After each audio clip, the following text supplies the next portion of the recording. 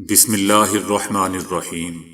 السلام علیکم دوستو، دنیا بھر کی بریکنگ اور سلیکٹڈ نیوز میں آج آپ سنیں گے، لیکن اس سے پہلے اگر ہو سکے تو لائک اور سبسکرائب کا بٹن ضرور دبا لیں، شکریہ۔ بنگلہ دیش میں ایک مسافر کشتی میں آتش زدگی کے نتیجے میں 40 کے قریب افراد مارے جا چکے ہیں۔ یہ واقعہ جھالو-کاٹھی ضلع کے جنوبی دیہی علاقے میں پیش آیا، جو دارالحکومت ڈھاکہ سے 250 کلومیٹر کی دوری پر واقع ہے۔ پولیس چیف معین الاسلام کا کہنا ہے کہ 3 منزلہ مسافر کشتی نے آگ پکڑ لی۔ ہم نے 40 کے قریب باڈیز نکال لی ہیں۔ زیادہ تر افراد آگ کی وجہ سے مارے گئے ہیں، جبکہ کچھ دریا میں چھلانگ لگانے کے بعد اپنی جانیں گنوا بیٹھے۔ اس سے پہلے بھی کشتیوں میں آتش زدگی کے واقعات رونما ہوتے رہے ہیں اور بنگلہ دیش میں ماہرین حفاظت کی غیر معیاری انتظامات، بحری جہازوں کی ناقص دیکھ بھال اور ان میں مسافروں کی زیادہ بھیڑ کو ان حادثات کی وجہ قرار دیتے ہیں۔ دوسری طرف بھارت میں اومیکرون کا پھیلاؤ روکنے کے لیے 2 ریاستوں میں رات کو کرفیو لگانے کا اعلان کیا گیا ہے۔ اومیکرون کیسز میں اضافے کو روکنے کے لیے اتر پردیش اور مدھیہ پردیش ریاستوں میں رات کا کرفیو نافذ کرنے کا اعلان کیا گیا ہے۔ کرفیو رات 11 بجے سے صبح 5 بجے تک رہے گا۔ بھارت میں کورونا کی پابندیوں کو مزید سخت کر دیا گیا ہے۔ عوام کو پبلک مقامات پر ماسک پہننے اور سماجی فاصلہ برقرار رکھنے کی ہدایت کی گئی ہے۔ شادیوں میں 200 سے زیادہ افراد کی شرکت پر پابندی ہوگی۔ بھارت میں اب تک اومیکرون کے 358 کیسز سامنے آ چکے ہیں۔ توہین رسالت اور گستاخانہ خاکوں کے حوالے سے مسلم امہ میں غم و غصہ پایا جاتا ہے، جبکہ کئی مسلم ممالک اس حوالے سے اپنے جذبات کا اظہار بھی کر چکے ہیں۔ اپنی سالانہ پریس کانفرنس کے دوران صدر پیوٹن نے اظہار رائے کی آزادی اور اس کی حدود کے بارے میں بات کی ہے۔ صدر پیوٹن کا کہنا تھا کہ پیغمبر اسلام صلی اللہ علیہ وآلہ وسلم کی توہین آزادی اظہار میں شمار نہیں ہوتی ہے۔ ان کے اس بیان کا مسلم دنیا میں خیر مقدم کیا جا رہا ہے۔ صدر پیوٹن کا پریس کانفرنس میں کہنا تھا کہ حضرت محمد صلی اللہ علیہ وآلہ وسلم کی توہین مذہبی آزادی کی خلاف ورزی اور اسلام کے ماننے والے لوگوں کے مقدس جذبات کی خلاف ورزی ہے۔ صدر پیوٹن کی جانب سے کہنا تھا کہ مذہب کے خلاف اظہار رائے کے غلط استعمال سے انتہا پسندی کو فروغ مل رہا ہے، جبکہ اس دوران پیوٹن نے گستاخانہ خاکے بنانے والے نیوز پیپرز کا بھی ذکر کیا کہ کس طرح اس کے عمل نے مسلمانوں کے جذبات کو ٹھیس پہنچائی۔ یورپی ملک اٹلی میں ایک ایسا قصبہ ہے جہاں صرف 150 روپے میں لوگوں کو گھر دیے جا رہے ہیں اور ان گھروں کی تعمیر و مرمت کے لیے لاکھوں روپے الگ سے حکومت دے رہی ہے۔ اس قصبے کا نام ٹرائنا ہے، جس کی آبادی کم ہوتے ہوتے اب نہ ہونے کے برابر رہ گئی ہے، جس پر قصبے کے میئر نے 90 پینی میں گھر فروخت کرنے کا اعلان کر دیا ہے اور گھر حاصل کرنے والوں کو 22,000 پاؤنڈ یعنی تقریباً 48 لاکھ پاکستانی روپے کی رقم بھی دی جائے گی، جسے وہ گھر کی تعمیر و مرمت اور آرائش پر خرچ کر سکیں گے۔ لوگ اس دور دراز گاؤں سے نقل مکانی کر کے بڑے شہروں میں جا چکے ہیں اور ان کے گھر اب خالی پڑے ہیں۔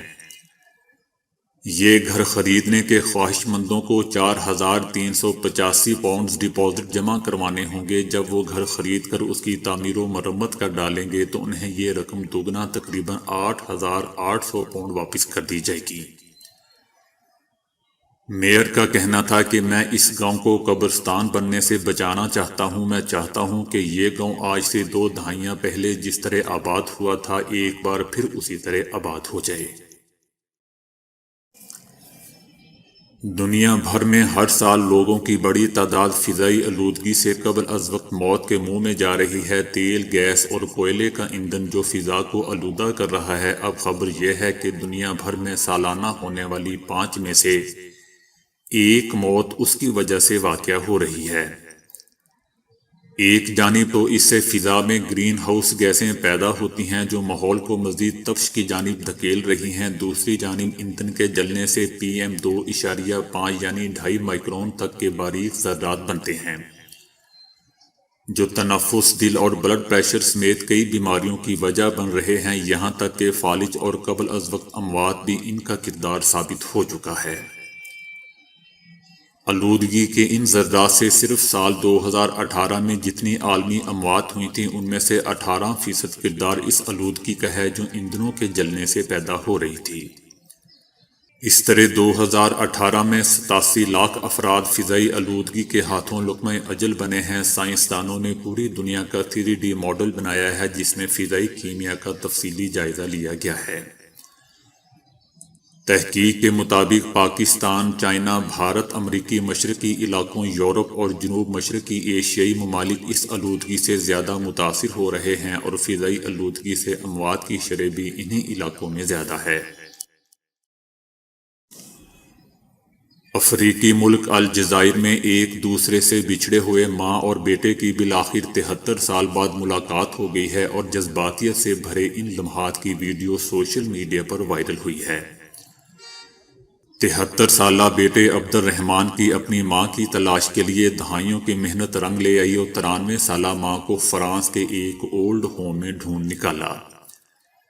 یمینہ نامی خاتون نے اپنے شوہر کی مار پیٹ اور بدسلوکی سے تنگ آ کر 2 ماہ کے بیٹے کو دادی کے حوالے کر کے گھر چھوڑ دیا تھا، جس کے بعد سے ماں اور بیٹے کے درمیان کوئی ملاقات نہیں ہوئی تھی۔ عبد الرحمان جب 14 سال کا ہوا تو دادی نے باپ کے ظلم اور ماں کو چھوڑ جانے سے متعلق تفصیل بتائی، جس پر انہوں نے ماں کی تلاش شروع کر دی۔ ماں کی محبت کا متلاشی 14 سالہ لڑکا ماں کو ڈھونڈتے ڈھونڈتے 73 سال کی عمر تک پہنچ گیا، لیکن ماں کا پتہ نہیں چل سکا۔ ایک روز عبد الرحمان کو پتہ چلا کہ ماں فرانس کے اولڈ ہوم میں موجود ہے۔ وہ خود اس وقت بیلجیم میں تھے، جہاں سے وہ فرانس پہنچے اور اپنی ماں سے ملے۔ 93 سالہ ماں یمینہ فالج کا شکار ہو کر ذہنی طور پر مفلوج ہے، لیکن بیٹے کو دیکھ کر وہ کھلکھلا اٹھیں۔ کھڑکیاں گھر میں روشنی اور ہوا کے لیے ایک کلیدی حیثیت رکھتی ہیں، لیکن کھڑکی کھلتے ہی باہر کا شور اور غلبی کمرے میں سنائی دیتا ہے۔ اب سنگاپور کے انجینئرز نے ایک کھڑکی ڈیزائن کی ہے جو ہوا کو پہلے سے بہتر انداز میں اندر آنے دیتی ہے، لیکن بیرونی شور کو روک دیتی ہے۔ سنگاپور نیشنل یونیورسٹی کی ان ماہرین نے ایک نئے انداز کی کھڑکی بنائی ہے جسے فرنٹلی وینٹیلیشن ونڈو کہا جاتا ہے۔ نچلی جانب ایک برقی وینٹیلیشن یونٹ لگایا گیا ہے جو بنیادی طور پر سلنڈر نما پنکھا ہے جو باہر کی تازہ ہوا اندر پھینکتا رہتا ہے۔ یہ ہوا مختلف درجوں سے اوپر اور نیچے کی جانب کمرے میں داخل ہوتی رہتی ہے۔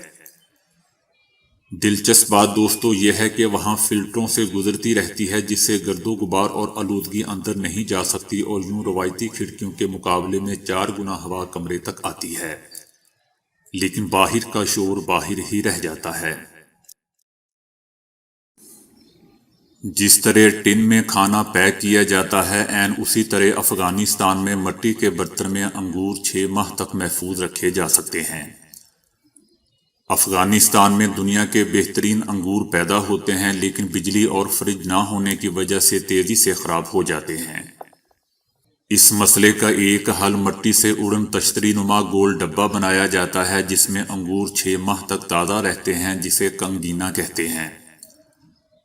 انگور کے شوقین افراد بے موسم پر اس کی بڑی قیمت دینے کو تیار ہوتے ہیں، اور اسی وجہ سے افغانستان کے دیسی ریفریجریٹر کنگینا کی ضرورت پیش آئی ہے۔